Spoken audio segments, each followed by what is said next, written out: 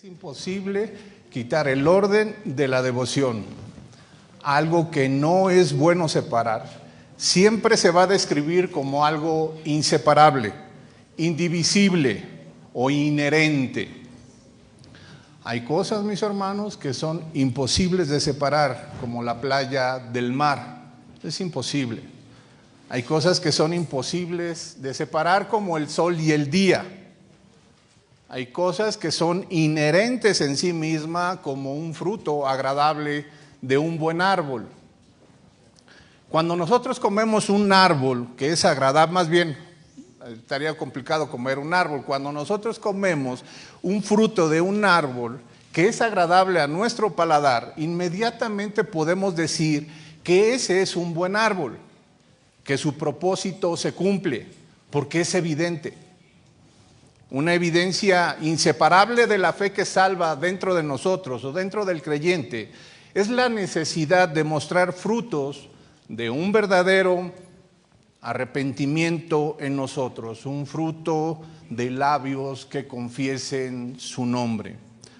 La Biblia nos enseña que un fruto, si no es útil, debe desecharse. El Evangelio según Mateo capítulo 7, versículos del 17 al 20, nos da una mejor ilustración. Versículo 17 dice así: si así como todo buen árbol da frutos buenos, pero el árbol malo da frutos malos. Un fruto bueno no puede producir frutos malos, ni un árbol malo producir frutos buenos. Es lógico. El Señor muestra por medio de una ilustración muy práctica la imposibilidad natural de que un árbol de buena condición, produzca frutos malos. De la misma forma, mis hermanos, una persona que tiene una naturaleza buena, una naturaleza divina, no puede cotidianamente hacer o mostrar una voluntad o una conducta que ofenda a Dios. Es imposible. Una persona que esté muerta en sus delitos y pecados no podrá de manera verdadera hacer o dar frutos que alaben a Dios. El texto nos exhorta a tener una conducta limpia, una conducta piadosa, para demostrar nuestra procedencia, nuestra naturaleza. Todo árbol que no da buen fruto es cortado y echado al fuego. El destino de los malos frutos es decretado por el Señor, mis hermanos, con una expresión que no necesita mayor explicación, que lo entendemos. Es imposible que un verdadero creyente no pueda dar frutos en su vida. Si no está dando un fruto, es porque le fue imposible separar la obra que ha sido determinada por su naturaleza, una naturaleza caída. Versículo 20 del Evangelio según Mateo: así que por sus frutos los conoceréis. Es imposible que una vida cristiana pueda separar la salvación de las obras que glorifiquen a Dios. Así que, mis hermanos, hoy solamente tenemos un propósito, y ese propósito es entender que las obras son un fruto imposible de separar de nuestra salvación. Es un fruto imposible de separar de nuestra salvación.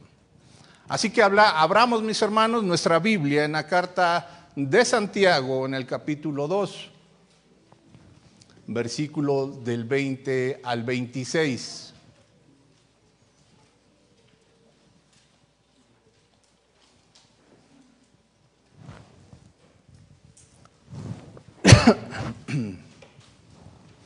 Versículo 20 dice así: pero ¿estás dispuesto a admitir, oh hombre vano, que la fe sin obras es estéril? ¿No fue justificado por las obras Abraham, nuestro padre, cuando ofreció a Isaac, su hijo, sobre el altar? Ya ves que la fe actuaba juntamente con las obras, y como resultado de las obras, la fe fue perfeccionada. Y se cumplió la escritura que dice: y Abraham creyó a Dios y le fue contado por justicia y fue llamado amigo de Dios. Vosotros veis que el hombre es justificado por las obras y no solo por la fe. Y de la misma manera, ¿no fue la ramera Rahab también justificada por las obras cuando recibió a los mensajeros y los envió por otro camino? Porque así como el cuerpo sin el espíritu está muerto, así también la fe sin las obras está muerta. Mis hermanos, vamos a poner este tiempo en Dios, que sea el Espíritu Santo que nos muestre cuál es el verdadero fruto que pueda agradar a nuestro Dios. Inclinen sus rostros, mis hermanos.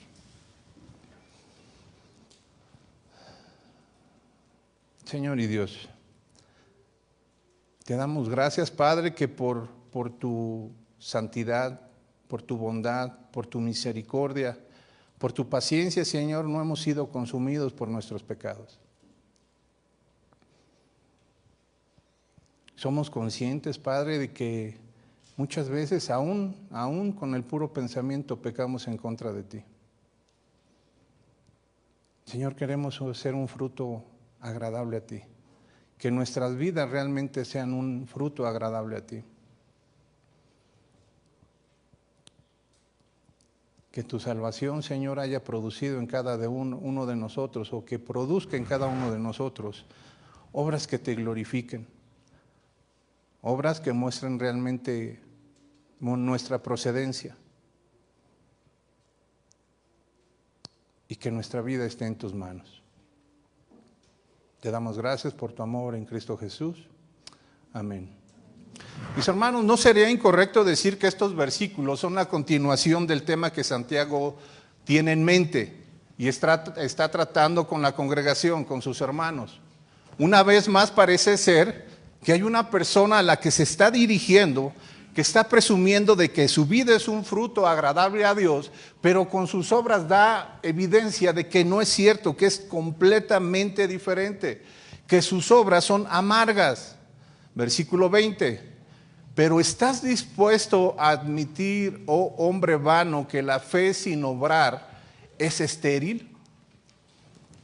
Al parecer es la misma persona del versículo que mostró momentos antes. Sigue hablando con la misma persona, el versículo 18. Pero tú dirás, tú tienes fe y yo tengo obras. Muéstrame tu fe sin las obras y yo te mostraré mi fe por mis obras. Parece ser que Santiago empieza a hablar más fuerte al mismo hombre que no quiere entender su conducta. Es decir, no ha sido aún convencido de que su fe tiene todos los signos y señales de ser una fe muerta, una fe demoníaca que solo tiene base en un intelecto, en un conocimiento. Entendamos bien la escena, mis hermanos. Es Santiago poniéndole delante de él todos los argumentos para que se conduzca de la forma correcta en la vida que agrada a Dios, en la vida piadosa. Pero al parecer esta persona sigue en lo dicho. Él sigue pensando que él tiene una comunión perfecta con Dios, a su manera, pero él tiene una fe bien con Dios. Que Dios lo ama a pesar de sus pecados y de cómo es. Y en parte tiene razón, pero lo vamos a explicar más adelante.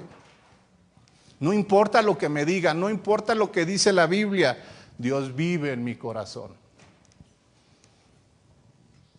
Esa persona piensa que no puede asistir a alguna iglesia o que no debe de asistir a una iglesia para encontrar a Dios.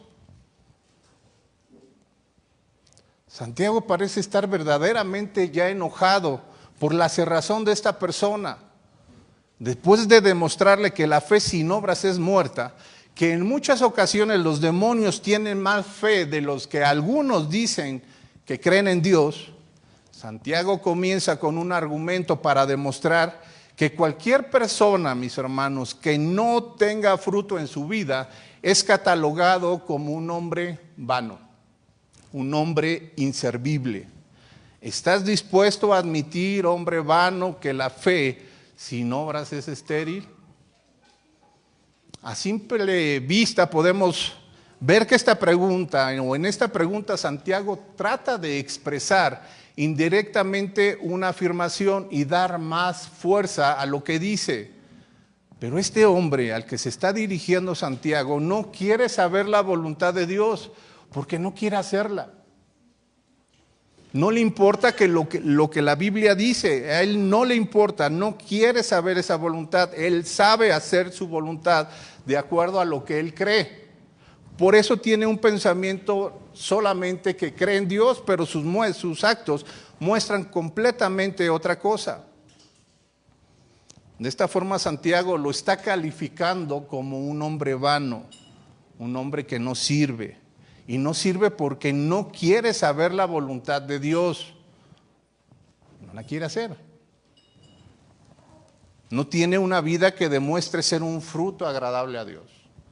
Ha quitado la evidencia de una fe salvadora, dejando vacío aquello que debería de ser y no ha podido llegar a ser, porque ha separado esa vida piadosa, esas obras que demuestran que realmente hemos sido salvos. La palabra que se traduce como vano es una palabra un poco difícil de entender en su transliteración al español. El significado más cercano a esta palabra es vacío, inservible, pero aún así no llega a captar toda la gama del significado que tiene la palabra. La palabra puede referirse a lo que puede ser engañoso o ineficaz, que no funciona. Debemos de buscar en nosotros las características que nos ayuden a darnos cuenta si tenemos verdaderamente una salvación o ya nos hemos convertido en hombres vanos, hombres inútiles, que no tienen una función en esta vida. Y si no hacemos la voluntad de Dios, dice su palabra que acabaremos en el infierno. Así de sencillo, mis hermanos.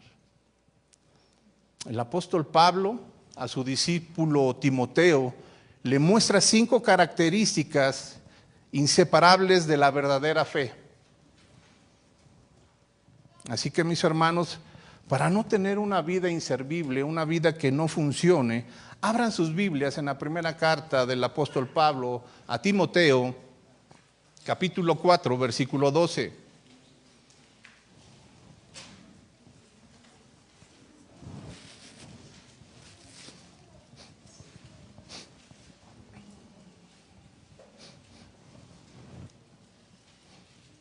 En algún momento, mis hermanos, pensé dar características de un hombre vano, de un hombre que no sirve. Pero mi intención es que realmente podamos tener una vida que sea útil al Señor. Dice el apóstol Pablo al joven Timoteo: ninguno tenga en poco tu juventud, sino sé ejemplo de los creyentes en palabra. Esa es una. Conducta, amor, fe y pureza. El mejor respaldo del creyente no solo debe de ser lo que dice, mis hermanos. Su mejor respaldo debe de ser una conducta con base en el modo de nuestro Señor Jesucristo. ¿Cómo andamos nosotros con respecto a nuestro Señor Jesucristo? Versículo 12. No permitas que nadie menosprecie tu juventud. Antes, sé ejemplo de los creyentes. La palabra que es traducida como ejemplo significa golpear, pero denota la marca de un golpe. Cuando las señoras me van a entender bastante bien, o más bien los que nosotros amasamos la masa en nuestras casas para hacer las tortillas, lo vamos a entender mejor. Cuando tú le pegas a la masa, ese golpe va a dejar una huella, una marca. Y nos da la idea de un molde, el molde que ha dejado nuestra marca en esa masa. Eso es lo que significa ser ejemplo. Timoteo tenía un problema, era joven y tal vez las personas mayores no lo pudieran respetar. No se trataba de aparentar ser maduros entre la congregación. No se trataba de ser enojones delante de la congregación. Él debía demostrar a la congregación ser alguien con sabiduría de parte de Dios y que esa sabiduría estaba practicada en su diario vivir y que no fuera tan complicada de notar. que se viera a leguas que realmente dejaba una huella en sus hermanos. Él debía de presentarse como un modelo digno de ser copiado, como un molde de piedad que está dispuesto a dejar un fruto ante sus hermanos. En este contexto es que el apóstol le da las 5 características para no ser un hombre vano, un hombre inservible. La primera característica, como ya la mencioné, tenía que modelar. Dice el versículo 12 que la primera carta de Timoteo dice que tenía que ser ejemplo ¿de qué? De palabra. Pudiéramos pensar que el ser modelo de palabra se refiere a la forma de enseñar, a la forma de cómo se predica. Pero Pablo no está diciendo que se debe de ser muy elocuente o un excelente predicador. El texto nos está enseñando que debe de ser un modelo en una forma o en la forma de conversar con los demás. Porque la forma de hablar de un cristiano tiene que ser un modelo a seguir. Abran rápido sus Biblias, mis hermanos, en el Evangelio según Mateo, capítulo 12, versículo 34.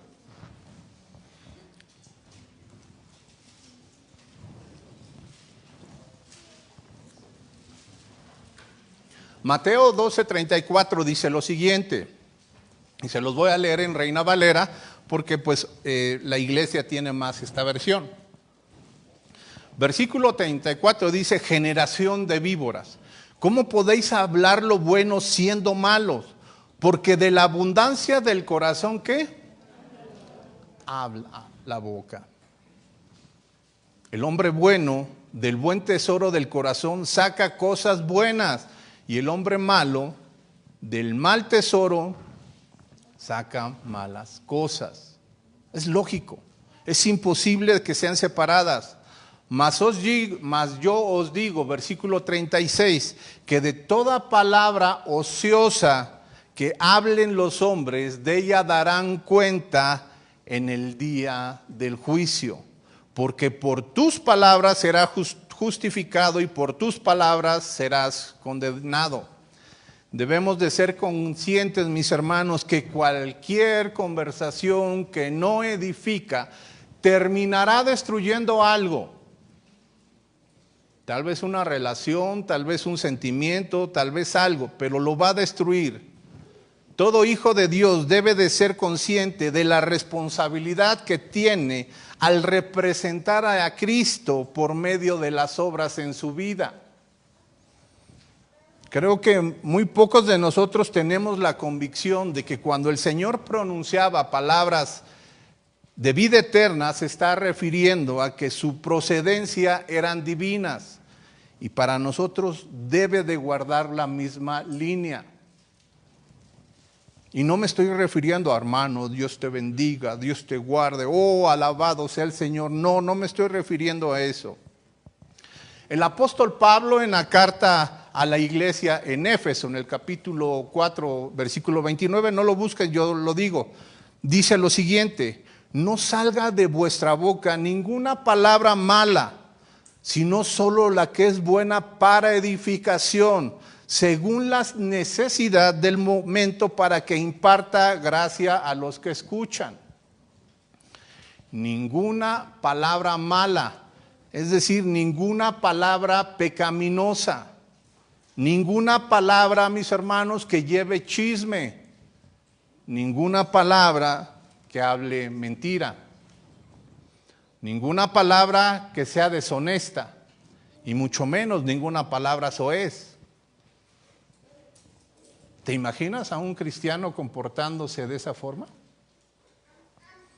¿Podrías tú decir que realmente es cristiano, que está dando frutos? Obvio no. ¿Pero qué creen? Ahora, mis hermanos, existen comediantes que son vulgares, que son soeces, pero hay muchos cristianos que lo siguen. Cristianos que acuden a sus stand-up, creo que se llaman, a sus conciertos, a sus demostraciones de vulgaridades y salen pensando que realmente son creyentes. ninguna palabra deshonesta salga de vuestra boca. La segunda característica que el creyente necesita para no ser un hombre inútil es que sea ejemplo de su conducta.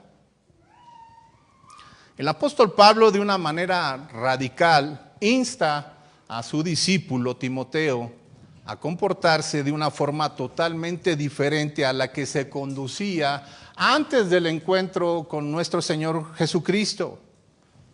El apóstol Pablo está muy interesado en que cada uno de los que se dicen o que se decían creyentes en ese momento demostraran un giro de 360 grados. Ese giro que ocurrió cuando fue un encuentro con la verdad, cuando tuvimos un encuentro con nuestro Señor. Pablo le dice igualmente a la iglesia en Éfeso, capítulo 4, versículo 22 al 24, que en cuanto a vuestra manera anterior de vivir, os despojéis del viejo hombre que se corrompen según los deseos engañosos. Y que seamos renovados o que seáis renovados en el espíritu de vuestra mente. Y os vistáis del nuevo hombre, el cual es la semejanza de Dios. ¿Hemos entendido, mis hermanos, que somos semejanza de Dios? Algo que molesta demasiado a Dios es la homosexualidad. La molesta porque ha ofendido la imagen de Dios.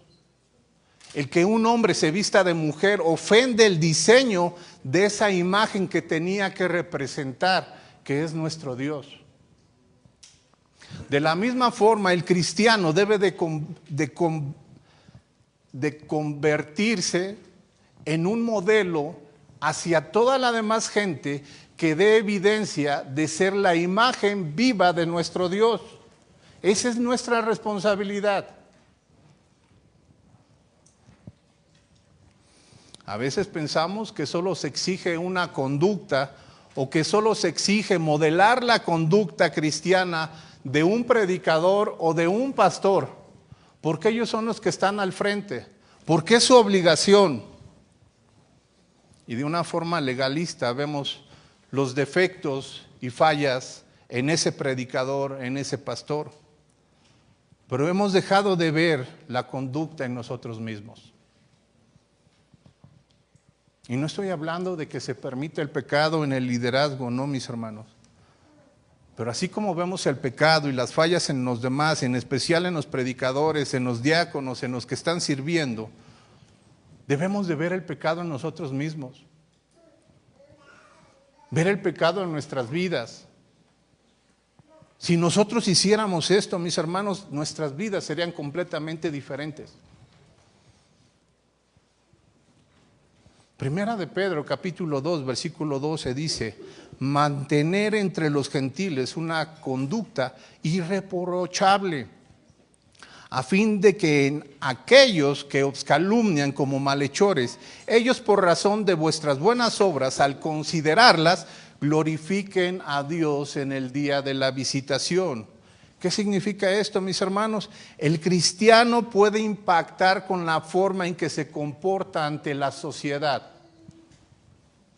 Tanto así que algunos cristianos han sido utilizados por Dios como una herramienta para hacer una preevangelización. Y cuando el evangelio les es predicado, las buenas obras demuestran que el Dios vivo y verdadero es real. Que antes era drogadicto y que ahora ya no lo es. Que se ha comportado o se está comportando cual misma es la imagen de Dios. Que si antes era borracho, mentiroso, chismoso, ahora ha cambiado completamente su conducta. ¿Por qué? Porque ha sido consciente de esa imagen que representa.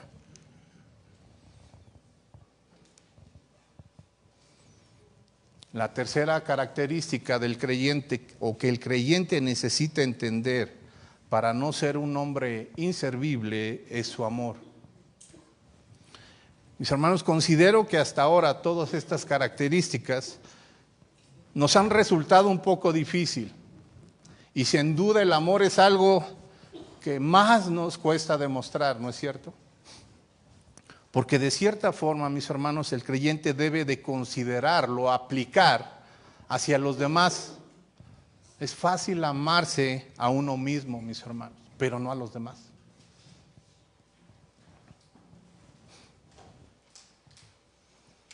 Yo sí me merezco el iPhone 16, pero mi hermano no, porque está en pecado. Cuando Pablo se está refiriendo a la palabra amor, es la misma para referirse al amor de Dios, que es prácticamente especial, porque es un amor desinteresado, con una entrega total. Busquemos tener en mente que el creyente debe de tener una disposición total para dedicarle el tiempo y el esfuerzo para animar, para consolar, para confrontar y para entregarse a su hermano. Debes de amar, debe de haber un esfuerzo completo para poder entregarte a tu hermano. Debemos de tener en mente que este mandamiento también tiene una disposición para dedicar el tiempo y el esfuerzo para la edificación de la iglesia a la cual servimos, la iglesia a la cual te estás congregando. ¿Quieres demostrar amor a Dios? Obedece su palabra, pero también muestra el amor hacia los hermanos. El amor al servicio de Dios a través de los hermanos que prestamos en iglesia. Creo, mis hermanos, que es aquí donde estamos cojeando un poquito.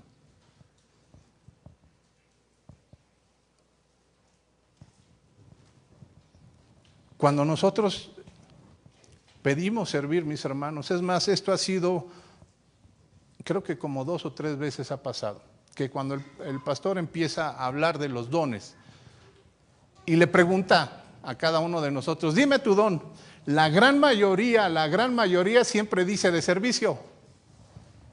Y luego, cuando andamos buscando eventos o en los eventos manos para que nos ayuden, es que tengo que hacer esto. Es que no puedo. Es que esto, y es que.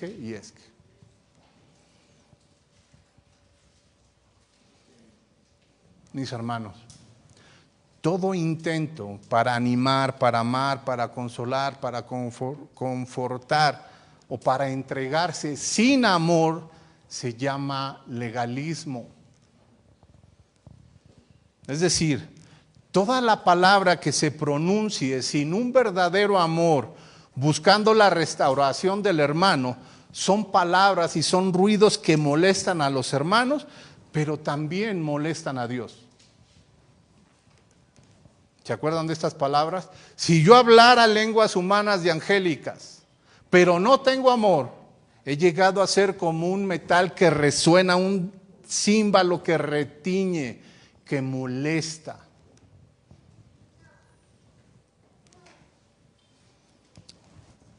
Mis hermanos, no les voy a decir que me gusta mucho que me regañen, porque a mi carne no le gusta que la regañen, pero lo agradezco.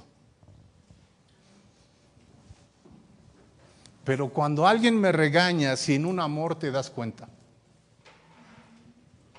Te das cuenta inmediatamente. El regaño con amor debe de ser tú y él solos, buscando las palabras correctas para animarlo a corregir algo que tal vez ha hecho mal. Fíjate cómo, abran sus Biblias, mis hermanos, en la primera carta a la iglesia en Tesalónica, primera de Tesalonicenses, capítulo 2, versículos 7 al 12. Primera de Tesalonicenses 2, 7 al 12.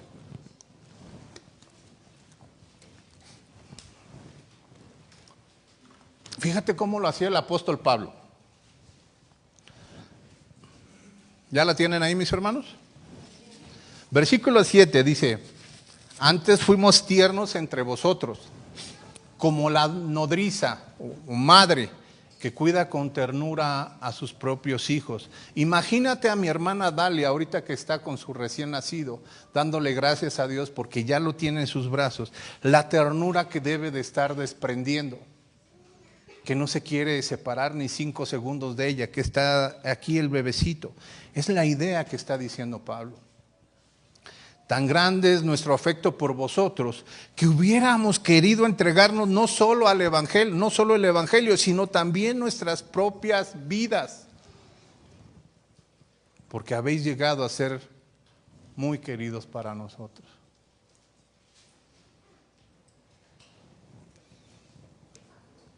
Porque os acordáis, hermanos, de nuestro trabajo y fatiga, como trabajando de noche y de día, para no ser gravosos a ninguno de vosotros, os predicamos el Evangelio de Dios. Vosotros sois testigos, es verdad, no hubo mentira. Dios también se da de cuál santa, justa e irrepresible nos comportamos con vosotros, los creyentes. Así como también sabéis de qué modo, como el Padre a sus hijos exhortábamos y consolábamos a cada uno de vosotros. Imagínate la escena, mi hermano.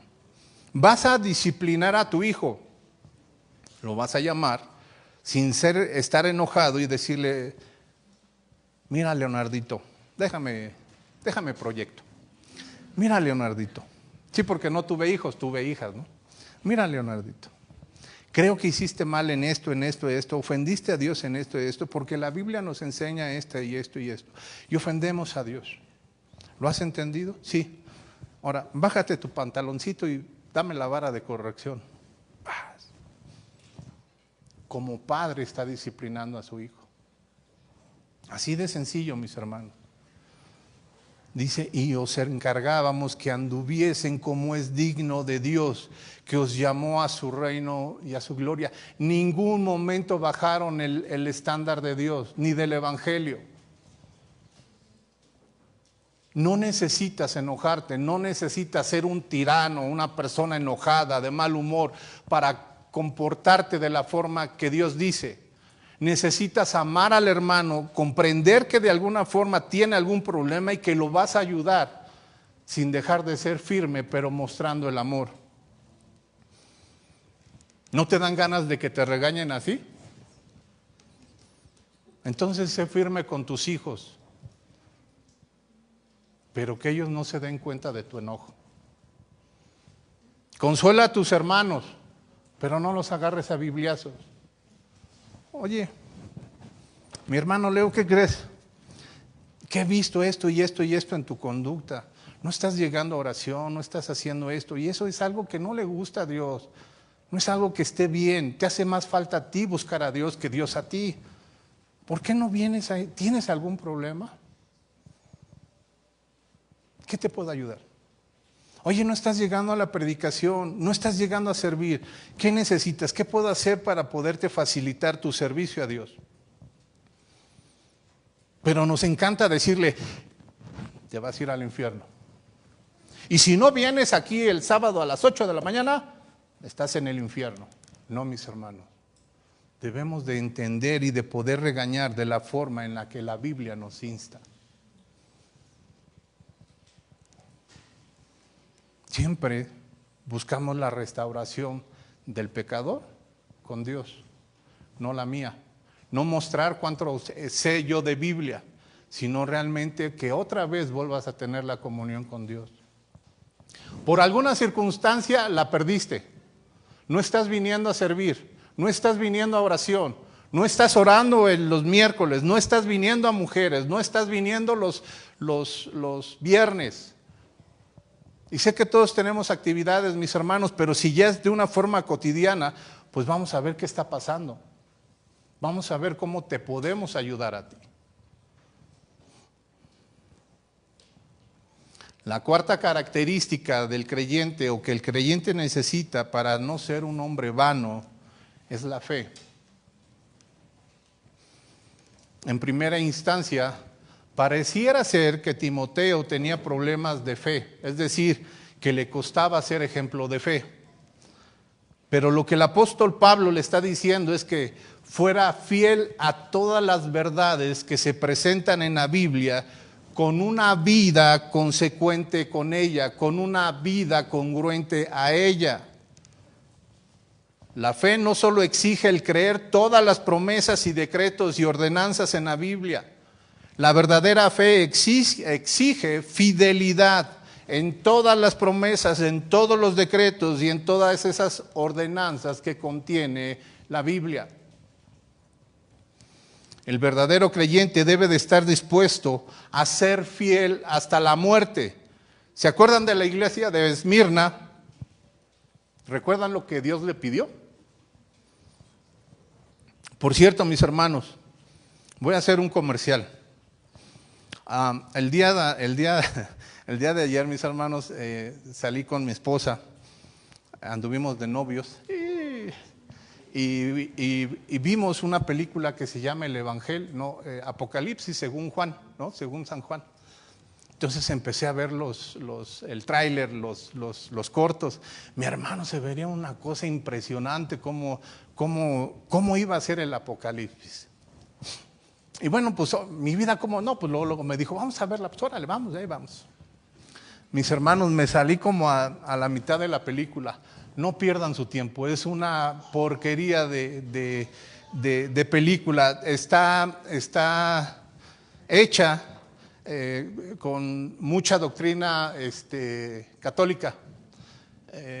Una pésima exégesis de las iglesias, de los sellos. Ya cuando nos dijeron, o cuando dijo la película que una de las plagas era la herejía de la Reforma, pues en ese momento ya mejor me sale. Dije, pues ¿para qué me quedo aquí? ¿No? Entonces, mis hermanos, no la vayan a ver. De hecho, no sé si había otras personas igual o ya no les gustó, pero también se salieron. Entonces, no desperdicien ese dinero. Váyanse a otro lado a ver otra película, pero esa no la vean, mis hermanos, de veras. Bueno, después de este recuento cinéfilo, el Señor le dice a la iglesia en Esmirna, Apocalipsis capítulo 2, versículo 10, no temas lo que está por sufrir. He aquí, el diablo echará a alguno de vosotros en la cárcel para que seáis probado, y tendréis tribulación por 10 días. Sé fiel hasta la muerte, y yo te daré la corona de la vida. La vida del creyente, mis hermanos, debe de tener convicciones fuertes, que a pesar de los fuertes vientos, sea como esa palmera que hasta el final del huracán se mantiene en pie. Algo que recalcó mucho el pastor Montoya ahora que estuvimos en las conferencias en Los Ángeles fue que a muchos, cuando les predican o cuando les hacen saber que la palabra de Dios es inspirada por Dios, es decir, que es exhalada de la boca de Dios, no creen que la palabra de verdad o no creen en esa palabra de verdad, porque no están dispuestos a mostrar una fidelidad para cumplirla. Nunca se someten a ellos.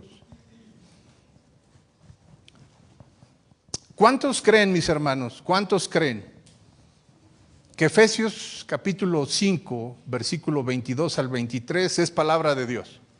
Bueno, no me acuerdo lo que dice, yo no sé, no me acuerdo que yo se las leo.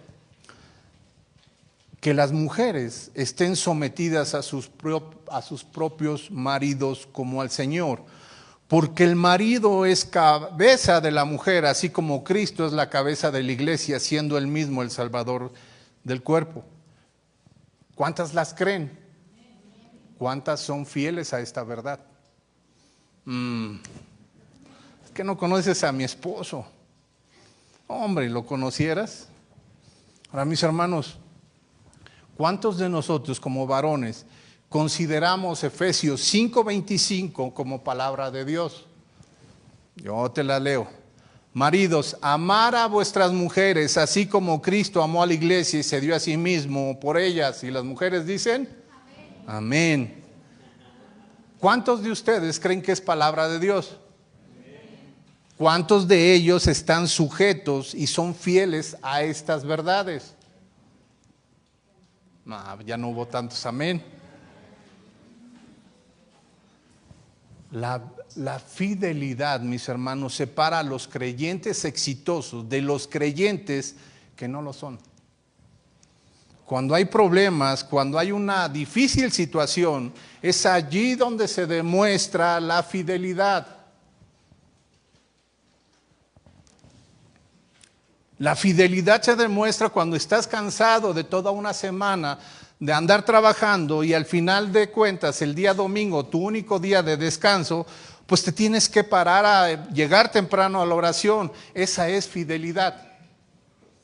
La fidelidad no es llegar a la oración a las 5 de la tarde. La fidelidad es seguir amando a tu hermano aun cuando te ha hecho groserías. Esa es fidelidad. Fidelidad es amar a tu esposa a pesar de que todos los días hace algo para no ser amada. O amar a tu esposo porque todos los días demuestra que es un pecador. Eso es fidelidad. O solamente la amas o solamente lo amas cuando ella demuestra un servicio para ti. Eso no es fidelidad.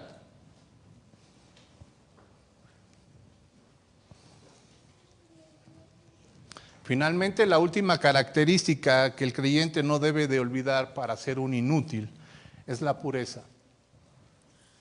La palabra que se traduce como pureza se refiere principalmente a una limpieza en cuanto a lo sexual, pero esta debe de ser tanto en conducta como en las intenciones de tu corazón. Nada es más peligroso para un ministerio, para misma iglesia, la impureza sexual. Tenemos un caso muy sonado, mis hermanos, que pegó como tubo a toda la iglesia reformada o a toda la iglesia de sana doctrina. Tantos años de ministerio, de esfuerzo, de trabajo, echados a la basura por un momento de placer. No existe nada más peligroso para el matrimonio que la impureza sexual. Hoy en día, tanto mujeres como hombres somos muy vulnerables a este aspecto. Es un ataque de Satanás frecuente hacia el creyente. La impureza sexual es tan peligrosa que el apóstol Pablo le pone como un candado para cumplir los requisitos de ser obispo. De tal forma que un ministro que cae en una impureza sexual está descalificado de manera definitiva para siempre del ministerio. Es decir, ¿Steve Lawson va a poder volverse a parar? No, está descalificado. Si él se para, sigue siendo rebelde. Y una afrenta en su frente, dice Proverbios, que no se será quitada de su frente.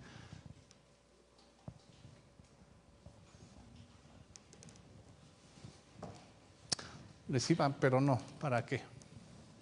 Hay muchos pastores que están descalificados y grandes pastores que no dieron muestra de una vida o de ser un fruto, pero ahí siguen predicando.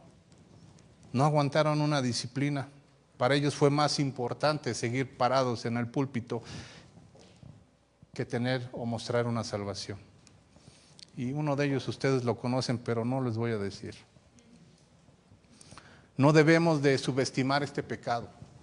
Todo creyente debe de estar atento y cuidadoso de lo que nos entra por los oídos, mis hermanos, por la lectura, por los ojos a través del celular o de las redes sociales. Debemos de ser capaces de tener una norma en nuestra vida, una norma piadosa que se establece a través de su palabra y que es muy posible que algunos de nosotros estemos fallando en algunas de estas características y por consiguiente no seamos un fruto servible o agradable a Dios. Nos hemos convertido en personas inservibles, personas inútiles, creyentes inútiles. Las normas de santidad no deben de rebajarse dentro de la iglesia, mis hermanos, porque no es nuestra iglesia, es la iglesia del Señor. Y Él ha estipulado las características y las normas que un ciudadano del reino de Dios debe de seguir. Pero también es cierto que Dios es rico en misericordia y nos ha dado el perdón como muestra de su misericordia. Así que si confesamos nuestros pecados, Él es fiel y justo para perdonar nuestros pecados y para limpiarnos de toda maldad. Tienes que reconocer que tu vida a veces es inútil. Debes de arrepentirte y buscar ser ese aroma a Dios. Ser ese fruto que cuando Dios lo prueba diga, me gustó. Hasta este momento de la predicación, mis hermanos, hemos visto que no existe la fe inactiva. Esta debe de tener características que demuestran su autenticidad. Pero no es necesario para Santiago, o más bien, pero es necesario para Santiago dar un ejemplo de esa fe activa, de esa fe que sirve, de esa fe que es agradable a Dios. En el pueblo judío no había un personaje más venerado y con tanta importancia que el patriarca Abraham. Así que Santiago recurre a su vida para demostrar que él tenía una fe activa. Versículo 21 de la carta de Santiago, capítulo 2. ¿No fue justificado por las obras Abraham, nuestro padre, cuando ofreció a Isaac, su hijo, sobre el altar? Santiago remonta al libro de Génesis cuando Dios hace un llamado a Abraham. Tenía que dejar su tierra, tenía que dejar su parentela y la casa de su padre. De modo que debía de confiar completamente en la dirección y en la dependencia a Dios. Eso, mis hermanos, se llama fe, según Hebreos 11. La fe es la certeza de lo que se espera, la convicción de lo que no se ve. A veces cuando vemos a los héroes de la fe que aparecen en el libro de Hebreos, en el capítulo 11, cometemos el error de verlos como hombres extraordinarios por sus méritos, pero fueron hombres extraordinarios porque Dios hizo lo extraordinario en ellos. Martín Lutero dijo lo siguiente, y cito: la fe es algo que Dios efectúa en nosotros, nos cambia y volvemos a nacer por obra de Dios. La fe hace que el viejo hombre muera y nos hace hombres bastante diferentes en el corazón, en la mente, en toda nuestra vida y facultades, y está acompañada por el Espíritu Santo. Fin de la cita. La fe en el ser humano provoca una reacción que se muestra en una vida de obediencia, en la sumisión de la voluntad de su Señor, en una completa dependencia de su soberanía. Dios puso una fe salvadora en Abraham y su reacción dio como resultado la certeza de las promesas de lo que Dios le había prometido.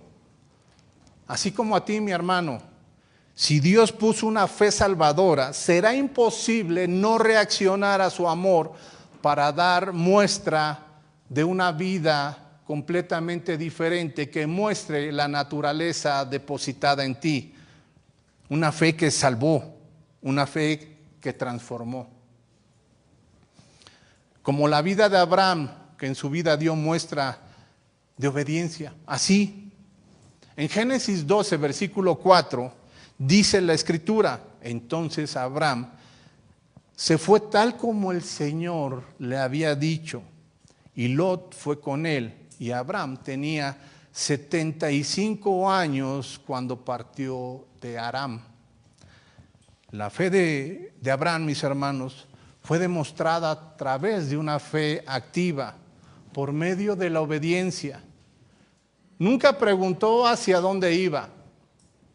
No se ve en el texto que haya cuestionado el por qué o quién eres tú. Nunca pidió una prueba para verificar el poder de Dios. Solo obedeció. Sin conocer a Dios, sin tener antecedentes de Dios.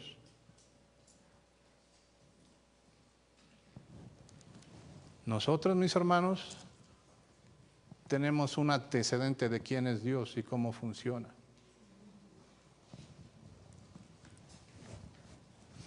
De la misma forma, la fe en el creyente debe demostrar obediencia al señorío de Jesucristo.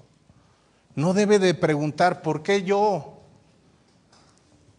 Sino, ¿cómo te puedo glorificar en esta situación? La obediencia debe de ser voluntaria, porque entonces dejaría de ser obediencia y se convertiría en una imposición. La obediencia en la Biblia no solo es cumplir órdenes, es una sumisión voluntaria y responsable de que la voluntad de Dios tiene plena autoridad en nuestras vidas.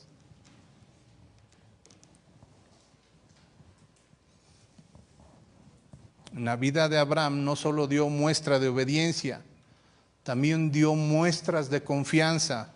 En Génesis 22, Dios le pide sacrificar al único hijo en quien estaría la promesa de redención para toda la humanidad. En el versículo 5, Abraham muestra su confianza y le dice a sus sirvientes, espérenme aquí, yo y el muchacho iremos y volveremos. Muchos piensan que Isaac era un pequeño de 6 años, pero nos olvidamos que ellos estaban preparados para presentar un holocausto y que debían de llevar un cordero. ¿Cuánta leña se necesita para poder cocer a un borrego? Por lo menos 50 kilos, 40 kilos, pienso yo. Isaac la cargó. Era una persona,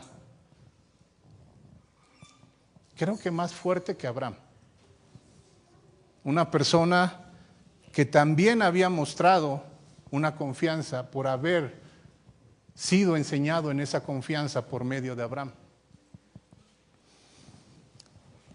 Si tú no crees que tú eres una persona, un molde, alguien que deja huella en tus hijos, estás equivocado. La fe que tú tienes, tus hijos la van a replicar. Y si es una fe legalista, es una fe muerta, tus hijos la van a ver y ellos van a replicar. Así de sencillo. ¿Quieres echarte a perder la vida? Gloria a Dios, pero ten misericordia de tus hijos. Si tus hijos no quieren creer en Dios, ora por ellos. Pero que Dios no te culpe a ti de haber dado un mal ejemplo. Será decisión de cada uno de ellos. Tanta confianza tenía en la realización de esa promesa, que en el libro de Hebreos, capítulo 11, versículos del 17 al 19, dice que él tenía plena confianza porque Dios iba a resucitar a Isaac. La confianza de Abraham en Dios hizo que no dudara. No cuestiona el sacrificio de su hijo, ni los propósitos. Solo confió. Muchas veces, mis hermanos, hemos pasado por pruebas que nos pudieran parecer demasiado duras. Pruebas que no tienen una lógica desde el punto de vista humano. Pero el conocimiento de la santidad de Dios y de la bondad de Dios debería de animarnos a solo confiar, a disponer, aunque esa prueba nos conduzca o que esa prueba sea tan difícil que sea poner nuestra propia vida en esa prueba. De manera que decimos confiadamente, el Señor es el que me ayuda, no temeré. ¿Qué podrá hacerme el hombre? La fidelidad de Abraham, mis hermanos, dio muestra de obediencia y de confianza hasta convertirse en una vida útil, en un fruto que agradó a Dios. La fe manifestada en Abraham no tuvo base en obras religiosas, Tampoco llevó en sacrificio a su hijo Isaac por cumplir algún ritual. Su fe nunca fue un propósito, nunca fue un simple conocimiento intelectual de la existencia de Dios. No solo es el cumplir para callar nuestra conciencia. No solo es cumplir porque le tengo temor a Dios. No solo es para ser reconocidos. No solo es para sentirme parte de la congregación, es mostrar una vida transformada en obras que justifiquen la fe que salva. Porque os digo que si vuestra justicia no fuere mayor que la de los escribas y fariseos, no entraréis en el reino de Dios. Los fariseos, los escribas, les encantaba tener una vida en apariencia. Vida en actos religiosos, en religiosidad, pero su vida había sido transformada en algo inútil. Y es lo que está diciendo el Señor Jesús. Si tu justicia no fuera mayor que la de los escribas, no entrarás en el reino de Dios. Santiago demostró mediante una vida de Abraham que sin acción la fe no puede ser completa. No se puede llamar una fe salvadora. Versículo 22 del segundo capítulo de la carta de Santiago. Ya ves que la fe actuaba juntamente con sus obras y como resultado de las obras, la fe fue perfeccionada. La realidad de la fe de Abraham demostraba la determinación de que estaba a punto de sacrificar a su único hijo. Sin esa fidelidad o sin esa prueba, la fe de Abraham no hubiera sido madura, no hubiera sido perfecta. La justificación en Abraham no se produjo por obras, sino por fe. Las obras fueron la evidencia de dar certeza a la fe depositada en él. Esa fe atendió el llamado de Dios para salir de donde estaba, de Ur de los Caldeos, habitar como extranjero en la tierra que Dios le había prometido. Esa fe creyó la promesa de Dios en un descendiente que tendría la capacidad de redimir a toda la humanidad. Esa fe no rehusó a ofrecer a su único hijo porque creyó a Dios y confiaba en lo que Él le había prometido. Analiza lo siguiente, mi hermano. La fe que Dios ha depositado en ti es suficiente para salir de este mundo y habitar como extranjero en esta tierra, porque Dios nos ha prometido una tierra mejor. Nuestra fe debe de estar completa y con base en las promesas de redención que Dios hizo en todo aquel que confiesa a Jesucristo como su Señor y su Salvador. Nuestra fe, mis hermanos, no debe de rehusar a ofrecer nuestra vida o nuestro servicio como el resultado de que hemos creído a Dios y que hemos confiado plenamente en lo que Él nos ha prometido. La fe de Abraham y la fe de nosotros debe de ser puesta a prueba, solo para verificar si una fe que salva es la que mora en nosotros o no. La evidencia de una fe en Abraham no surge del pensamiento del escritor, sino de la palabra de Dios. La fe verdadera en el creyente nunca debe de salir de su boca. Yo no debo de decir que soy salvado o que he sido salvado. Mis hechos deben de demostrar que realmente hay una fe salvadora en mí y que eso hace que yo pueda reaccionar a la misericordia de Dios y haber sido transformado la vida de una persona que era corrupta, que era idólatra, que era mentirosa, que era borracha. Bueno, nunca fui borracho, pero así, mis hermanos. Versículo 23. Fíjate cómo dice la Escritura, y al decir la Escritura es Dios hablando. Y se cumplió la escritura que dice: y Abraham creyó a Dios y le fue contado por justicia y fue llamado amigo de Dios. La consecuencia de la fe depositada en Abraham fue el hecho de ser llamado amigo de Dios. Mientras que una fe intelectual se convierte en un fruto inútil, un fruto vano, la fe dinámica que debe de ser manifestada por un verdadero creyente siempre será del agrado de Dios y nos conducirá a una amistad con Él. El creyente tiene la facilidad o la bendición de tener esa comunión con Dios. Solamente falta cerrar los ojos y orar a Dios. Y esa amistad está presente ahí.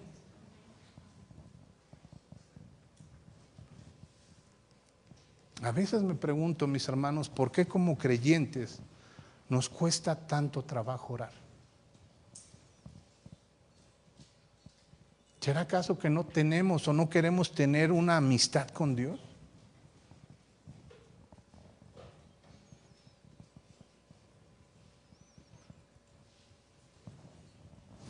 Tengamos mucho cuidado, mis hermanos, en el versículo 24 para no sacarlo de su contexto. Versículo 24 de la carta de Santiago, capítulo 2. Vosotros veis que el hombre es justificado por las obras y no solo por la fe. Aquí los judaizantes estarían dando brincos, o los que dicen que la salvación se pierde.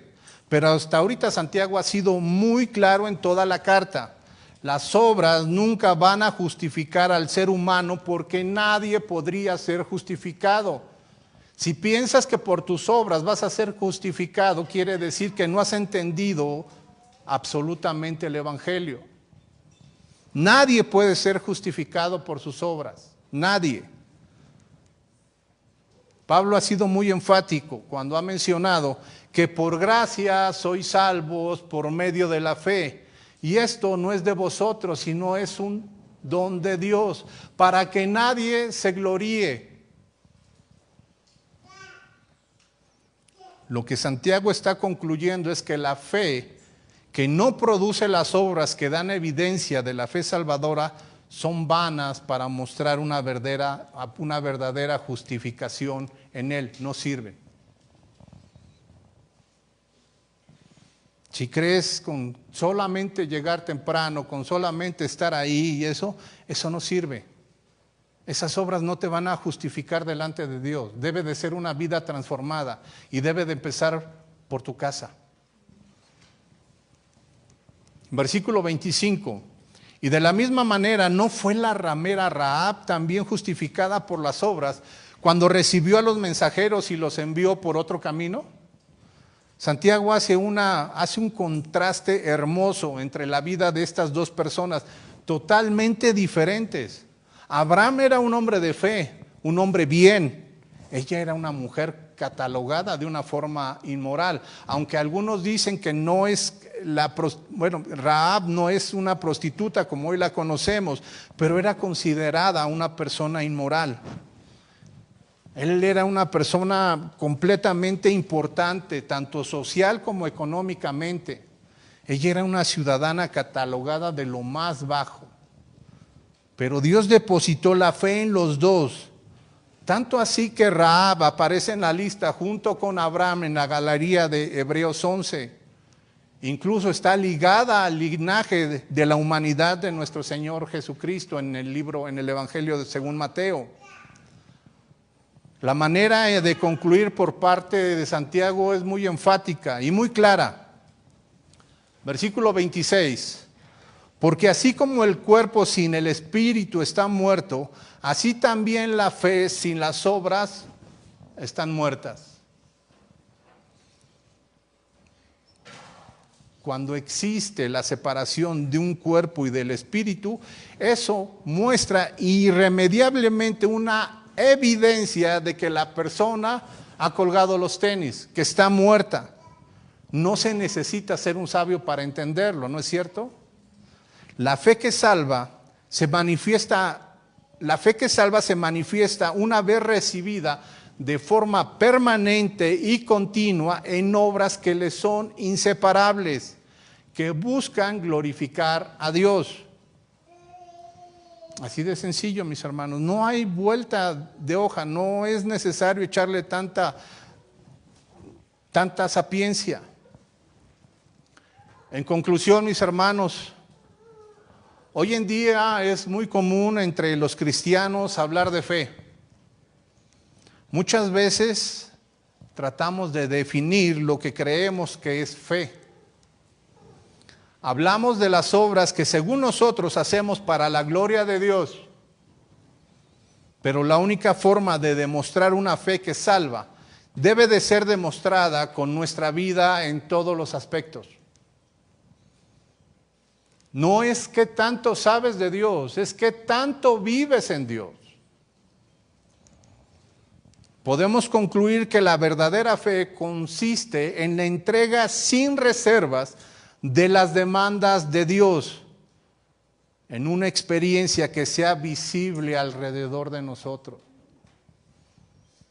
Si las personas no te están preguntando qué hay de nuevo en ti o que te comportas de una forma diferente, es que no estás dando evidencia de esa fe que salva. Eres un cristiano de la secreta, como dicen por ahí. Que las personas más cercanas a nosotros puedan dar testimonio de que la fe que justifica ha sido dada o ha sido depositada en nosotros y que hemos dejado de ser personas vanas. Hemos dejado de ser personas inútiles. Amén. Inclinen su rostro, mis hermanos.